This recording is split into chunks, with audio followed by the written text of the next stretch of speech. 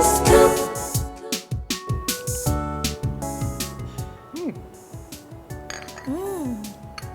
So, how do you like the tea? Well, you know, it's actually quite good, but it's really missing something. Mixing? Yeah. Oh, hey guys. Well, welcome to Let's Cook TV. It's the perfect TV show for those who love food. Lita actually just bought me some tea from a tea shop that just opened up around the corner. But you know, it's missing something. And you said that we're missing something. Yeah. So I can figure it out what it is. What this really needs is something sweet and savory to go along with this great tea. What a great idea! What about we organize an afternoon tea party today? Actually, just for 2 of us. So do you have any recipes in your mind right now? Absolutely, I always got things in mind, and of course, as always, they're going to be what? Fast, easy, and delicious. So find out more about our scrumptious afternoon tea recipes right after the break. Let's cook. Okay. Oh, wonderful, there you go. There you go, press and pull it straight out. Pull it straight out. Ho, ho, ho. Look at that. Look at that. All right. All right.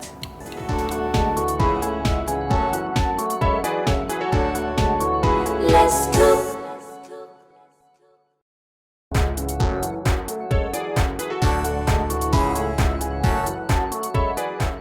Welcome back to the show. Now, what's the first thing that comes to mind when you hear English afternoon tea? Scones. Scones, absolutely. Tea without scones is like a day without sunshine. And today we're going to show you how to make the most buttery, delicious scones, as well as some tips and tricks to make sure they come out light and fluffy.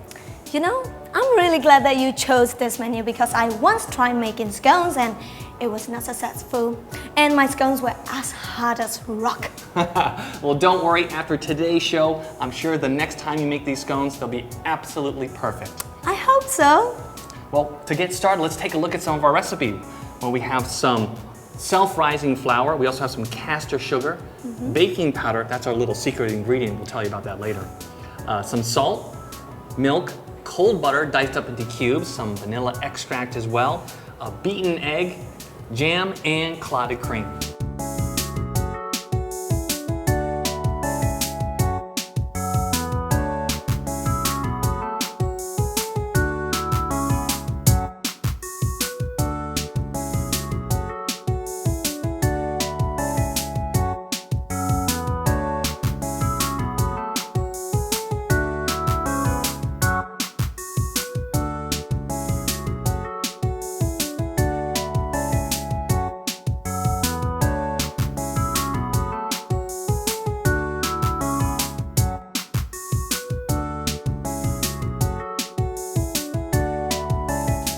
Now the first thing you need to do is get your oven heated up to 220 degrees Celsius. So the oven's going.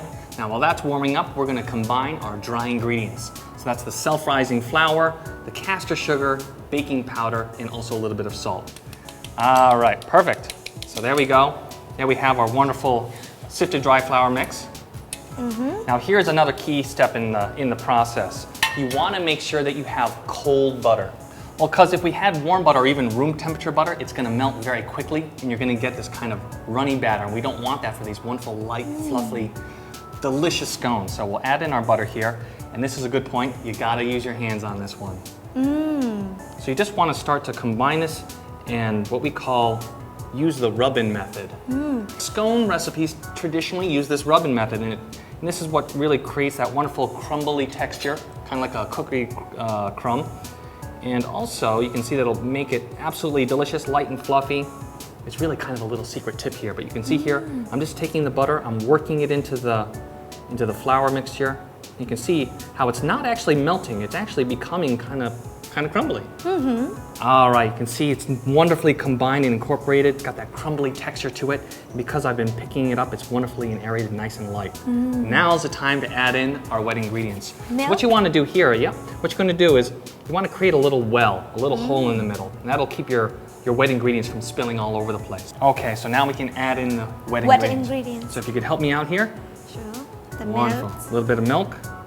goes Pour in. it all in there. Whole thing. That's why we made the well. Yep, and the vanilla extract as well. Now what you're going to want to do is slowly incorporate this into the wet ingredients. We don't want to mix it too hard, otherwise we're going to lose all that wonderful aeration in there and it'll become really, really thick and heavy. We don't want that. We want this batter to be nice and light and turn into that wonderful dough. At this point, time to get dirty again. A little messy. I'm going to take this out. If you take that from me, Sure. we're going to get this dough. You can see here in the pan. There we go. This wonderful dough mixture. Now what you need to do is have a nice clean surface, and we're going to actually start to roll this dough out. What you want to do is flour the surface. So nice and generous there. Need a little more than that. Okay. Yeah, put a lot on there for you. So there you go, because you don't want the dough to stick to it. Yep. And we're going to put a dusting onto the dough as well. So go ahead and dust it. Perfect. All right. Put our dough down there, and we're going to want to roll it out. Not too much though. But first, before you do that, flatten it out. And then we're going to fold it 2 or 3 times. Fold it and then press. Fold it and press. Now what this is going to do is once these scones bake, that's where you'll see that nice separation between the crust and that rising, those different flaky layers. Roll it out gently. There we go.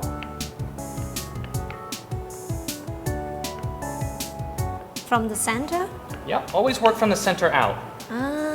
Remember when we made those cookies? Yes. Yeah. You can see now, we want to roll it out to about 2 centimeters. 2 centimeters? A couple centimeters tall. So at this point, we're going to need a scone cookie cutter. Scone cookie cutter. Yeah. Now they do come in various sizes. This one's a nice small one, perfect for afternoon tea because you can pick a scone up with the hand, pop it in your mouth. So we want to obviously use as much of the dough in making these scones as possible. So try to maximize the way that you cut the scones. Now when you cut these, make sure you just press down, but don't twist the cookie cutter. Why? Because that will actually prevent the scones from rising. Remember when I folded it and you had those wonderful layers? Well, twisting it's actually going to smoosh all those layers together. So we just cut it and pull it straight out again. Oh, okay. So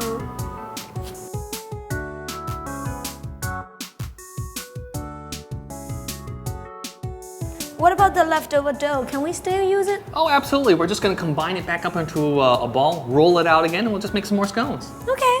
Well, you want to move it quickly because we don't want the butter in the dough to melt. What you need to do to prepare the baking tray is put a little bit of butter on it because we don't want these scones to stick to it. All right, now that we've added the butter, here's another little tip. You want to sprinkle just a little bit of flour in the bottom there. Just a little. Yep, just a little. Sprinkle it nice and around there. There you go. So now we want to transfer these. Do be gentle with them because we don't want to squish them or warm them up with our hand.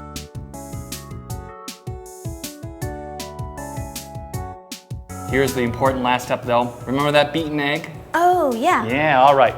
So maybe you can help me with that as well while I wash my hands. Okay. You're gonna brush over the top of these to give them a nice little glaze.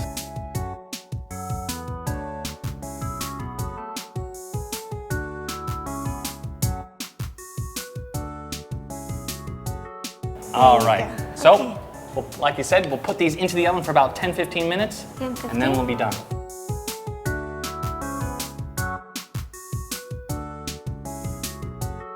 While we're waiting our scones, why don't we play some quiz game?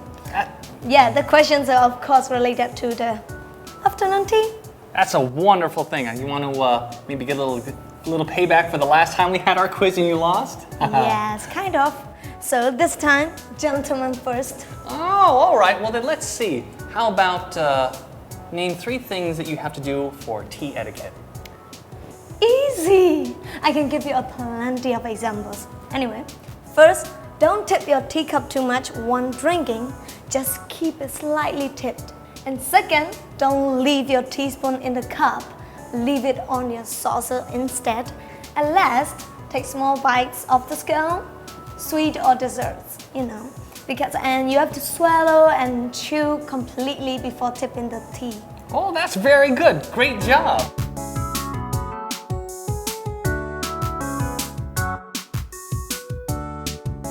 Well, I think our scones are just about done. It's been about, what, 10 minutes? 10-15 minutes? Yeah. So let's go look to the oven, take a look. Ho, ho, ho. Look at that. Look at that. Wonderful. It's so beautiful. You can see that wonderful glazing on the top. They've risen up. They're nice and light and fluffy, and I'm sure they taste absolutely delicious. Now we're just going to want to transfer them onto this cooling rack. Do be careful though because they are hot. Ooh, hot. There we go, little by little. Now you can eat them just like this. Typically they're served warm together with jam, like strawberry and clotted cream. And I noticed that scones in some coffee shops and bakeries contain fillings like blueberry, cranberries, and even chocolate chips. But I personally like the original one, so can I taste? Oh, now? just wait. I actually have another lip-smacking recipe that will go perfect together with our afternoon tea set. That sounds great, so stay tuned.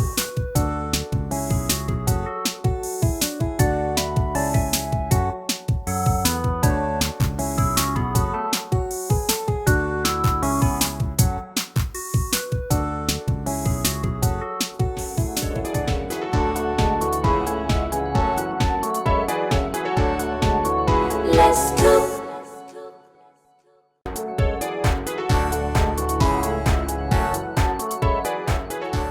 Guys, welcome to our Cook It Yourself or CIY menu. So, what is the another mouth-watering afternoon tea menu? Well, we're going to be making silky smooth caramel custard pudding.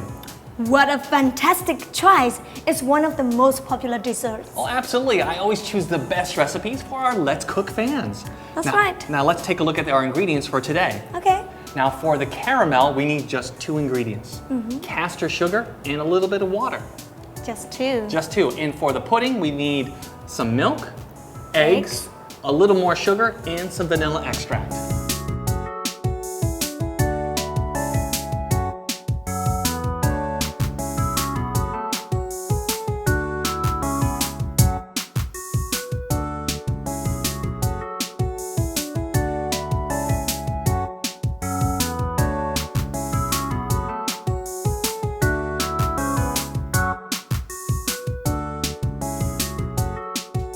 Okay, so what's the first thing? First thing we want to do is we're actually going to heat up our stove to about 170 degrees or 170? Celsius or 340 degrees Fahrenheit. Okay. While that's warming up, we're going to start on our caramel.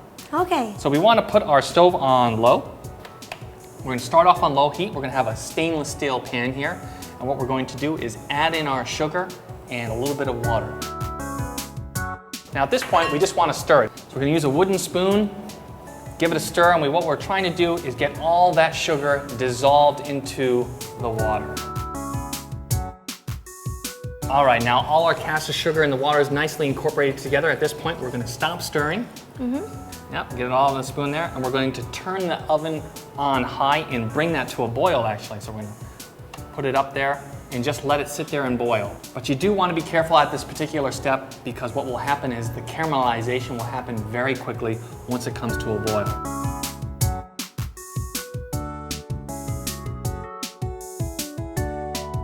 So it's been about 5 minutes. You can see how quickly that went from the melted sugar to becoming, well, it's getting almost to that golden brown. Yep, it's turning golden brown now. Now once it's set up, you have to move very quickly. Now we prepared these ramekins. These ramekins are going to hold our wonderful, silky smooth caramel custard pudding. And we're going to pour this caramel into there first. So just a couple Should I seconds. turn it off? No, a little more. A little more. But you can see there how quickly it turns. Don't overcook it. And you can smell it, right? Turn it off? Yep. So I'm going to need your help with this. So let's Okay, switch here. Wonderful. So you can see that wonderful golden brown color in there. Oh, That's the caramel, yes. and we have to move quick here. So what I'm going to do is I'm going to pour this into the top of the ramekin. Not too much. Not too much, just enough to coat the bottom. Just give it a little shake to make sure that any little air pockets are gone. And now that the caramel is done, time to move on to our custard filling. So the first step is we want to have another saucepan here, and we're going to pour in our milk. What we want to do is bring this up to a boil. So our milk has come to a boil. Time to turn off the stove and set it aside. We're going to let this cool for maybe about 10-15 minutes until it comes to about room temperature. Okay. But in the meantime, perhaps you can help me out. Sure. I need to have those 3 eggs cracked into the bowl.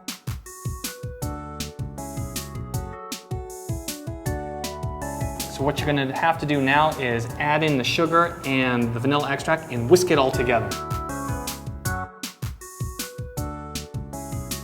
So now the milk has cooled down a little, and here comes a step which is great to have a partner in the kitchen with. We want to pour this slowly into the egg mixture. Now you can't do it too quickly, otherwise you'll come out with scrambled eggs. Okay, so you can see we have that wonderful custard all ready to be poured into our ramekins. Just one last step, just to make sure it's silky smooth, we need to strain this, just in case there's little bits of milk in there or even bits of egg. And now we have this wonderful, smooth, creamy custard ready to be poured into our ramekin. How much do you put in these? It's real easy. You'll see the ramekin, it's got this nice little rim around there on the inside. You can actually see it on the outside as well. You want to fill it up to that rim. You want to fill it up to that rim. Not too little, because if you do too little, it'll actually come out really hard and doesn't taste very good. And if you put it too high, well then it's going to overflow. Yep. So now we have all of those. Perfect size just for about 6 of those. Now we're just going to add in the hot water. You want to add maybe up to about half the height of the ramekin. So you don't want to have it all the way filled up. The reason why we want to pour the hot water into the tray after we put in the ramekins is so we know how much water to put in. And then into the oven. So again, we warmed up the oven to 170 degrees Celsius or 340 Fahrenheit. I'll stick them in there 30 minutes and they'll be coming out absolutely perfect.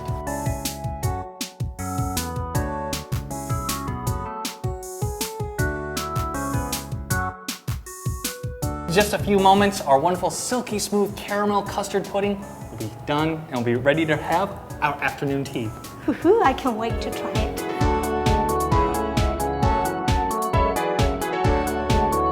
Let's cook.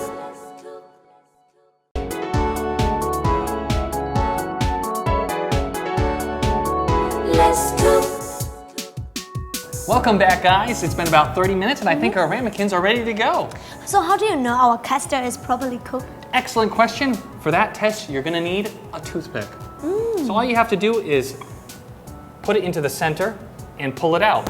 If it comes out clean, you know the custard is all I want set. to try that. Sure, go ahead. It's always good to test a couple. Wonderful. Got it. Now the next step is how do we get that custard out of the ramekin? You can eat it out of here, but the best way to present this is to actually see those multiple layers, that caramel layer on the top, follow that creamy white custard filling on the bottom. So to do that, I'm gonna need a small but very sharp knife. Small fish. Thank you very much. Thank you very much. Now here's the tricky step. You want to go around the outside edge of the custard. These were actually happened to be done by my niece. That's why they're a little small. I'm just going to put it in there and just go along the edge. And you will see that as you move your knife, that wonderful custard starts to separate.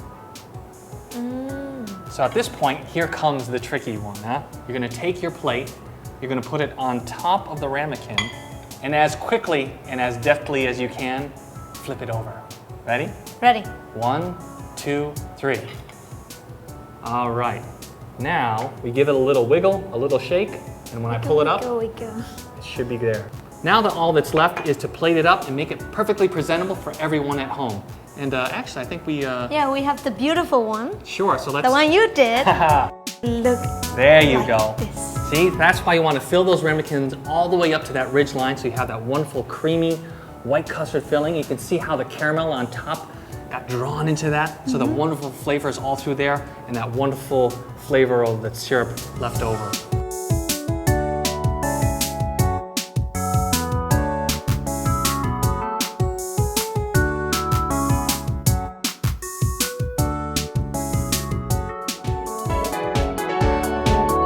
Let's cook.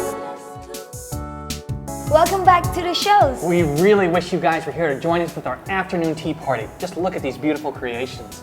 This is so amazing. Now here's the real way to do English style tea. Always pour the milk in the cup first. The milk first. The milk first. The reason why is when you pour hot tea into the cup, it will heat up the milk evenly. Okay. Instead of adding milk to the hot tea, where you'll see it kind of swirl around, and the experts out there say that the flavor, you can actually taste the difference. Fascinating. Sure.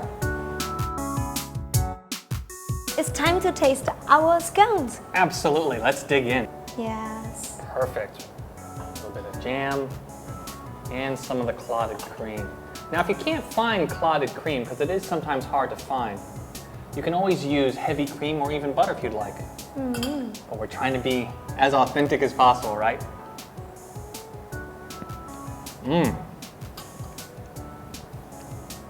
Very, very good. It's the perfect ending to a wonderful afternoon. And I do remember your etiquette on drinking tea. Always make sure you finish eating before sipping your tea. Sipping the tea, yes. We're gonna taste our beautiful custard. That silky smooth caramel custard. So, ladies first. Thank you. Now you can see when you put your spoon into it, it's got that wonderful silky smooth texture to it. Nice and evenly flavored. This is so delicious. As always, every week, we do wish you guys were here in the studio to enjoy these lovely treats, especially today. But absolutely, an afternoon tea party is not that difficult to do. It was easy, it was fast, and delicious. absolutely delicious. Now, before we end today's program, we have 3 words a 3 day. words a day.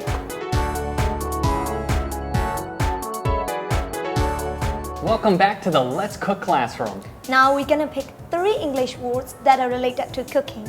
So the first word of the day is castor sugar. Castor Actually, can you sugar. hand me that there? Sure. Sure. Now, castor sugar is an English term that talks about the fineness or the granularity of the sugar grain. It's somewhere between granulated sugar and powdered or confectionery sugar, as you can see here. So here's powdered sugar, very, very fine. There's castor sugar, and there's the granulated sugar. We're gonna combine our dry ingredients. So that's the self-rising flour, the castor sugar, baking powder, and also a little bit of salt. Now the next word on today is cookie cutter. Now a cookie cutter is a very thin piece of metal in a shape. It's got some very fine cutting edges used for when we make our dough to Press it, press, pull it out straight. pull it out straight, absolutely. So at this point, we're gonna need a scone cookie cutter. Scone cookie cutter. All right, now the last word of the day is ramekin. Now ramekins are commonly used for serving individual portions. They're perfect for things like soufflés and creme brulees as well, egg and cheese dishes as well, meringues, just about anything you need for a small ceramic dish. How much do you put in these? It's real easy. You'll see the ramekin, it's got this nice little rim around there on the inside. You can actually see it on the outside as well. Now to view our full recipes or even look at past episodes, visit our website, the official website at letscook.com.mn.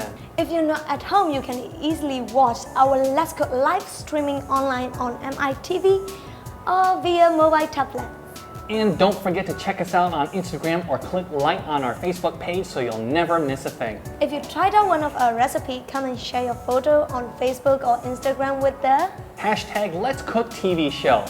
Thanks for watching and stay tuned for our next episode. Don't miss, we're gonna have a big surprise. Let's cook! Welcome back to the show. Now, what's the first thing that comes to mind when you hear English afternoon tea? Scones. Scones, absolutely. All right, start again. Take 2. Hey guys, welcome to our Cook It Yourself or CIY menu. So, what is the another Indigenous. Another mouth-watering! Yay! Just a short time, our wonderful silky smooth caramel cream custard. Custard. Now the next one we have on the list is cookie cutter. Oh no, it's not. Yeah, it is. Oh, it is. Oh, I'm right. The word is from French. They originally a cheese or meat-based dish. Oh, what's wrong with me?